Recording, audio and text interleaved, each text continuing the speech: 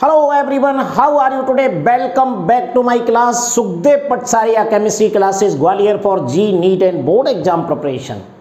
Today we are going to discuss on lecture number 13 of class 12th from solution chapter number 2. In this lecture we will discuss about Raoult's law for volatile liquid solution. This lecture is very important for those students who are preparing for G or NEET with 12th class. So let's get started without delay. But kindly request to you, please like, share and subscribe my channel. तो चलिए आज के इस lecture number 13 में मैं आपको Raoult's law और उसका डेरिवेशन बताने वाला हूं जो 12th क्लास के लिए मोस्ट इंपोर्टेंट है. कंपटीशन में कोई क्वेश्चन अगर इसमें से बनता है तो आपका बाहर नहीं होगा. तो सबसे पहले हमें राउल्ट्स लॉ समझने के लिए दो चीजें याद रखना है. क्या है पहली चीज? हमें एक सॉल्यूशन बनाना है और वो सॉल्यूशन में दो कंपोनेंट हैं. ध्यान से सुनिएगा. एक सॉल्यूशन है मेरे पास, मुझे राउल्ट लॉ समझना है तो एक सॉल्यूशन है जिसमें दो कंपोनेंट है, component A and component B. दोनों कंपोनेंट लिक्विड है और आपस में मिसिबल हैं, होमोजीनियस मिक्सचर बनाते हैं. ऐसा सॉल्यूशन हमारे पास है. उसके द्वारा हमें राउल्ट लॉ को डिफाइन करना है.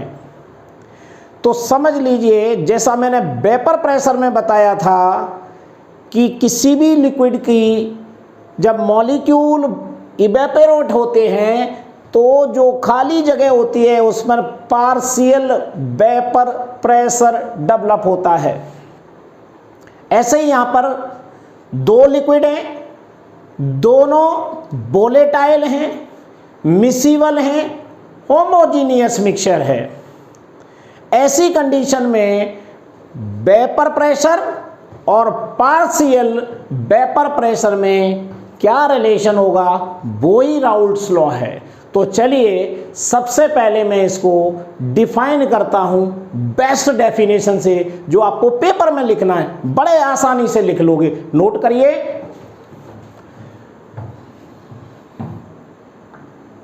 देखिए यहां पर मैं राउल्ट लॉ लिख रहा हूं. For a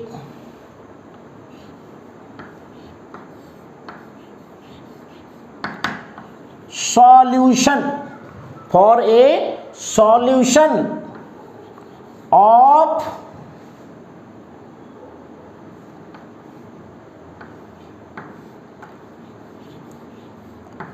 volatile liquid,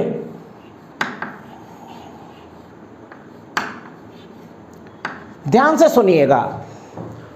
for a solution of volatile liquid, हमारे पास दो कंपोनेंट हैं. दोनों कंपोनेंट कैसे हैं? वोलेटाइल हैं. और उसको हमने सॉल्यूशन के फॉर्म में लिया, यानी दोनों को मिक्स कर दिया. For a solution of volatile, solution कब बनता है? जब कम से कम दो कंपोनेंट हो, कंपोनेंट ए और कंपोनेंट बी मान लेते हैं. तो for a solution of volatile liquid the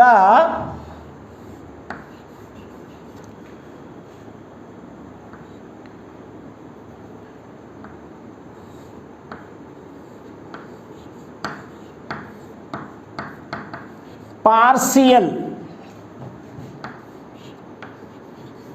vapor, the partial vapor pressure of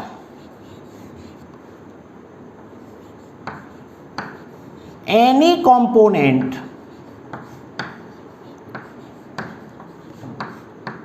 देखिए कितना सिंपल सा डेफिनेशन है, आसानी से याद करने में आपको मजा आएगा। For a solution of volatile liquid, हमारे पास एक वोलेटाइल लिक्विड है जिसमें the partial vapour pressure of any component, किसी भी एक कंपोनेंट का ए और बी में से उसका पार्शियल वेपर प्रेशर किसके बराबर होगा। देखिए, the partial vapour pressure of any component माने कंपोनेंट ऑफ ए और कंपोनेंट ऑफ बी। तो partial vapour pressure of any component at constant temperature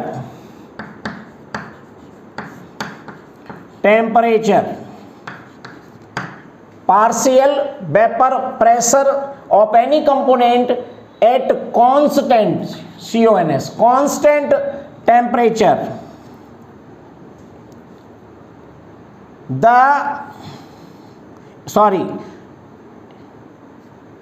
is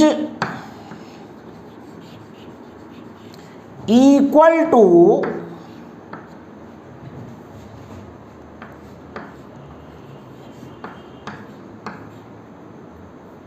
vapor pressure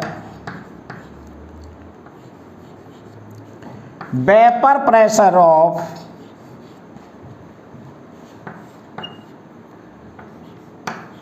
pure component, vapor pressure of pure component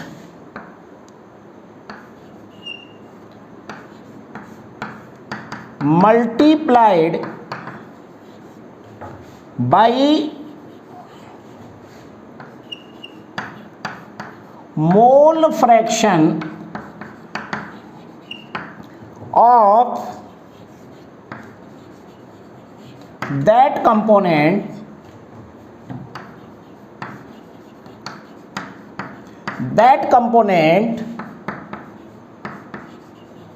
in the solution।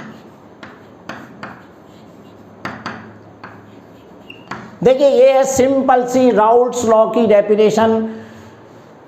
दोबारा से इसको सुन लीजिए, फिर इसका मैं डेरिवेशन के रूप में इसे लिख के बताऊंगा, फॉर्मूले के रूप में इसको लिख के बताएंगे। ये आपको पेपर में लिखना है बहुत ही सरल तरीके से।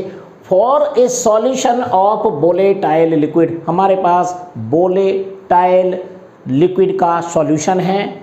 The partial vapour pressure of any component, उनमें से किसी एक कंपोनेंट का partial vapour pressure constant CONS at constant temperature को कांस्टेंट रखा गया है, इज इक्वल टू किसके बराबर है, vapour pressure of pure component multiplied by mole fraction.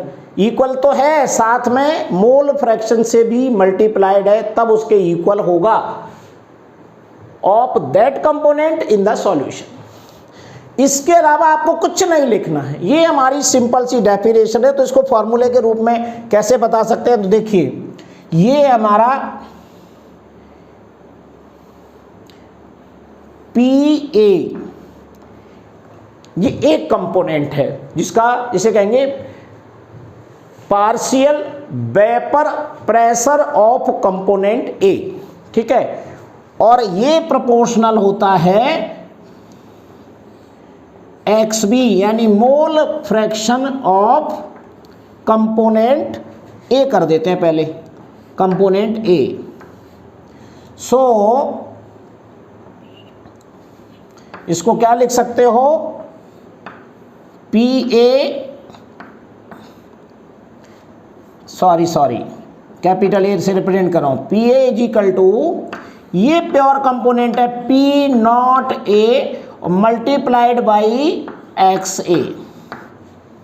ये देखिए, PA is proportional to XA, या ऐसे लिख सकते हैं PA is equal to P0A into A। Definition में यही बताया, partial vapour pressure of component A is equal to vapour pressure of pure component multiplied by mole fraction of that component, ये लिखा गया है। तो इसी चीज को हम यहां पर आगे बढ़ाते हैं। दोबारा से आपको यहां रिएक्शन के रूप में ले, तो अगर मैं PB होता है यहां पर, PB is equal to P naught B into X B, ऐसे लिख सकते हैं। दोनों कंपोनेंट आ गए, कंपोनेंट ए और कंपोनेंट बी। ये आपको समझ में आ गया। पी ए क्या है? Partial vapour pressure of component A, और P B partial vapour pressure of component B, और यहाँ पर vapour pressure of pure component of B और vapour pressure of pure component of A. ये हमारा राउल्ट लॉ का फॉर्मूला है। अब आगे बढ़ता हूं। अब आपको according to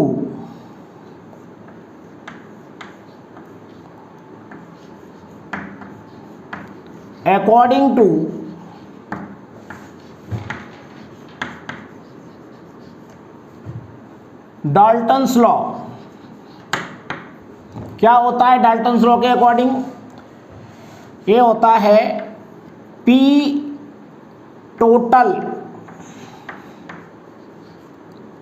total is equal to